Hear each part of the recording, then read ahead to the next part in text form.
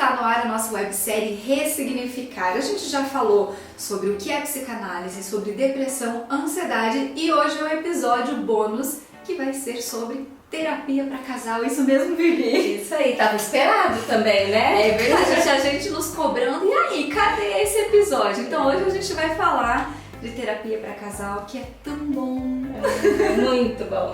Eu já tive a experiência, eu e o Johnny, a gente veio fazer uma sessão, porque eu falei, eu preciso passar por esse processo para poder contar para vocês. O que eu tenho para dizer vale muito a pena.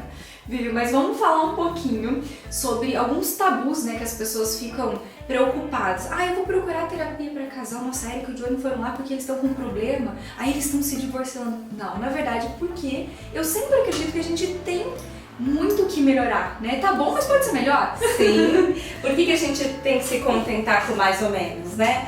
Então, e todo casamento passa por fases, passa por crises. Algumas a gente mesmo consegue dar conta e conversando e sai.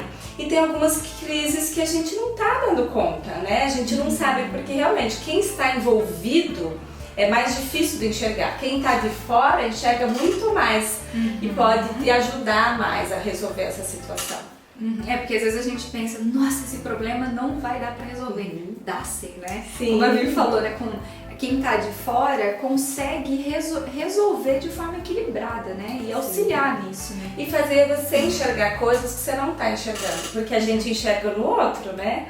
É fácil apontar, né? Tipo assim, isso, o marido, Johnny, né? você não tá fazendo isso, não tá fazendo aquilo, mas e a gente se olhar também, né? Isso, e daí dá esse sincretismo, né? Entre a minha dificuldade e a dificuldade dele. Então precisa as minhas mudanças estarem de acordo com as mudanças dele. E então é uma engrenagem que precisa ser trabalhado. Porque as mudanças não acontecem também do dia pra noite, né? Precisa de muita paciência numa terapia de casal com o outro, entender as limitações um do outro, mas sempre dá certo. E quais são assim, as maiores dificuldades e que levam ao divórcio dentro do casamento? Quais são as crises que você... As maiores causas do divórcio? As maiores causas, Olha, a primeira é, filhos pequenos, né? É a fase do ciclo de vida de um adulto onde mais ocorre divórcio, porque a mãe acaba se apegando demais a essa criança, a função materna dela fica muito aguçada e ela vai perdendo um pouco aquela questão da outra função, que eu já falei para vocês, né, das funções que a gente exerce. E a minha função de esposa, de mulher, né, do romantismo, do cuidado, a gente vai deixando um pouco de lado. Só que essa criança vai crescendo e essa mãe continua em função dessa criança. E, às vezes o pai também fica muito, né, em função da criança, da família, e o casal vai ficando com um relacionamento mais distante.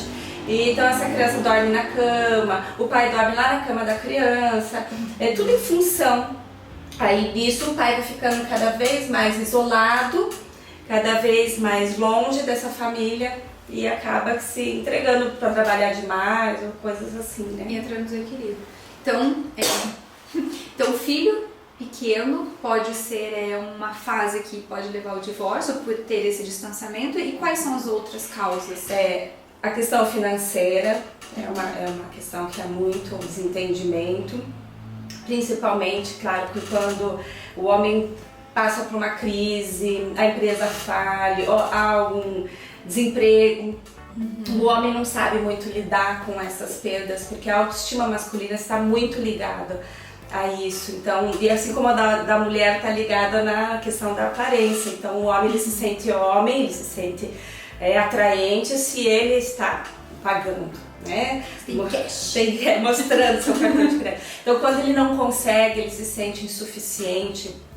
Então ele pode realmente entrar numa depressão. A esposa às vezes não entende a depressão masculina, né? Esse homem não sai do sofá, ou ele não, é preguiçoso, não traz nada para casa. Então começa bastante conflitos aí, né? Ela acaba gastando demais, porque às vezes ela ganha mais. Aí começa o desequilíbrio, as contendas, que pode levar ao divórcio, a crise financeira. A crise financeira e o machismo, né? Ainda na nossa cultura é muito forte. ainda aquela questão de que eu posso sair com mulherada, né?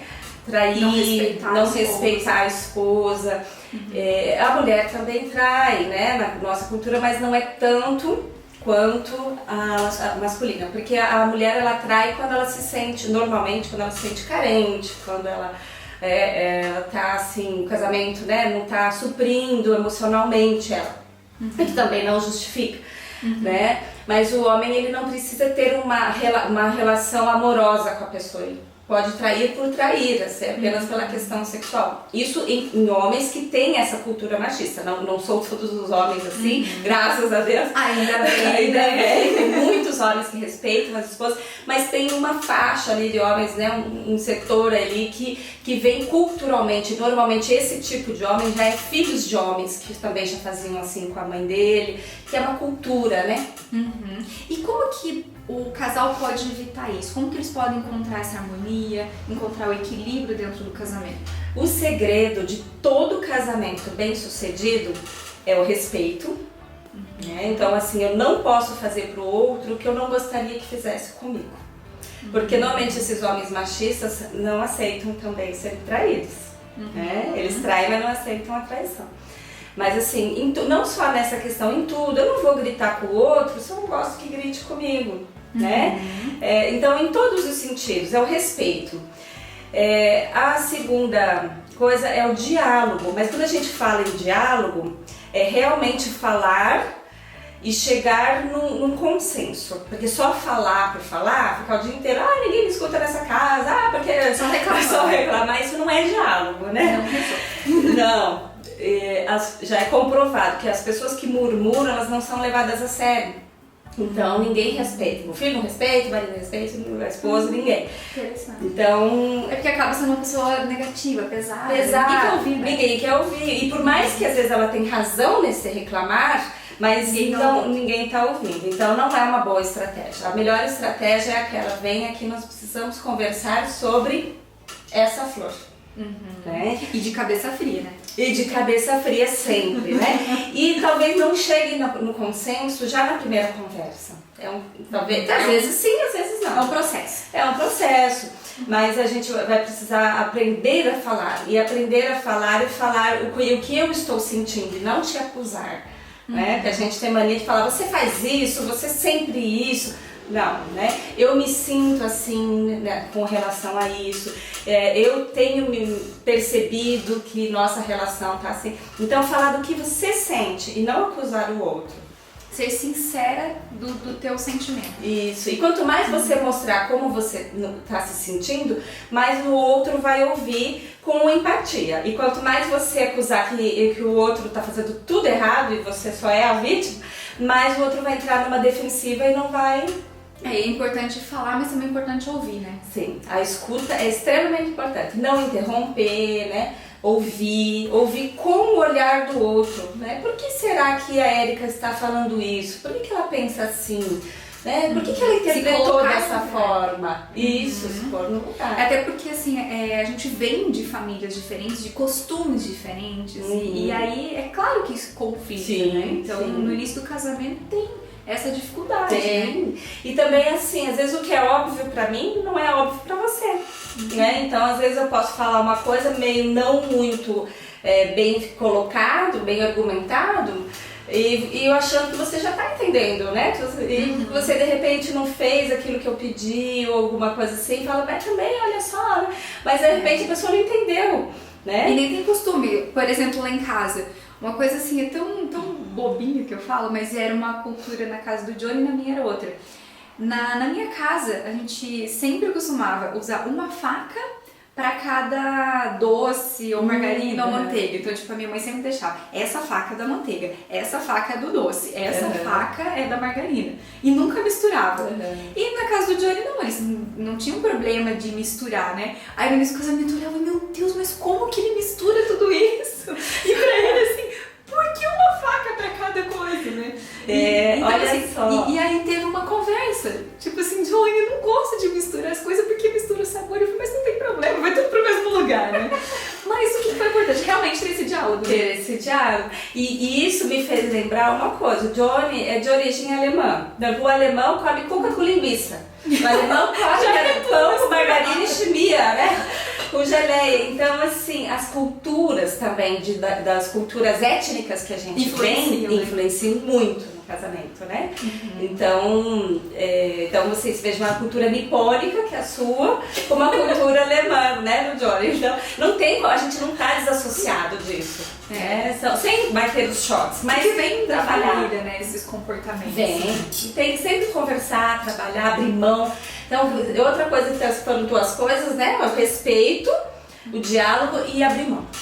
Temos que abrir mão. Nesse negócio, a pessoa tem que me aceitar do jeito que eu sou. Se ela me ama, não funciona assim. Não é bem assim, né? Não. A gente tem que ter harmonia em tudo, né? Sim, eu tenho que aprender a ceder. Se eu cedo, se o outro cede, vai dar certo. Né? Não pode só um estar sempre cedendo. E assim, Vivi, nessa cultura moderna agora, né? Todo mundo fala assim, nossa, mas que nem eu e o Johnny já vai fazer 12 anos que a gente é casado. E muitos perguntam, mas como, né? Assim, com a mesma pessoa. Eu sei de casamentos que já estão há muito tempo junto. E eu posso dizer, sim, que a gente é muito feliz até agora. E você tem mais tempo de casado. Então, o que a gente tem pra dizer é que sim, é possível você ser feliz com a mesma pessoa, né? Sim. Tem uma crônica do Arnaldo Jabor que ele fala assim, que eu já me divorciei várias vezes. E já recasei várias vezes. Aí eu fui ler a crônica, mas é com a mesma mulher, né?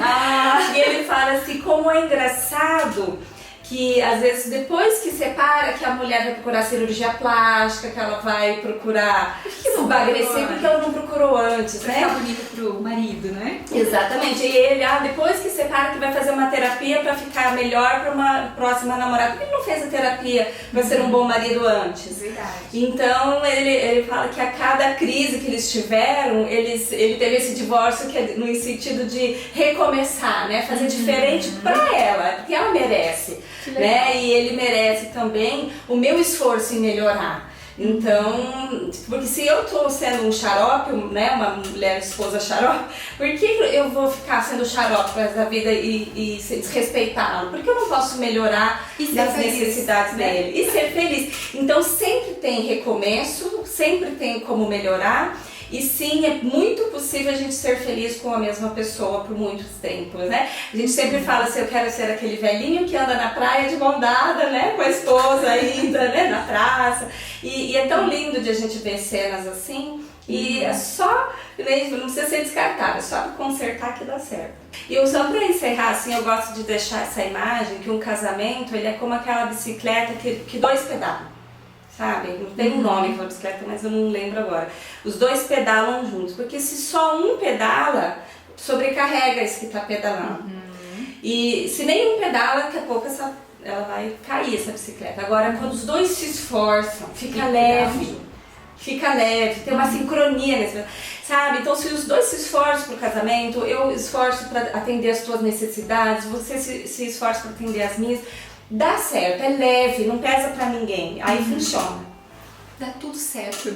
Vivi, e como é que funciona essa terapia de casal? Você pode explicar? Eu já tive essa experiência, posso dizer que sim, é muito legal, mas para as pessoas terem uma noção, como é que funciona? Chega aqui, tem que falar, como é que é? Os homens eles têm um pouco mais de resistência para trazer, mas quando eles vêm a primeira vez, eles amam, dificilmente não volta, né? Um homem, depois que ele vem, porque a maioria dos homens tem dificuldade de abrir as questões emocionais e falar de emoções. A mulher tem facilidade com isso.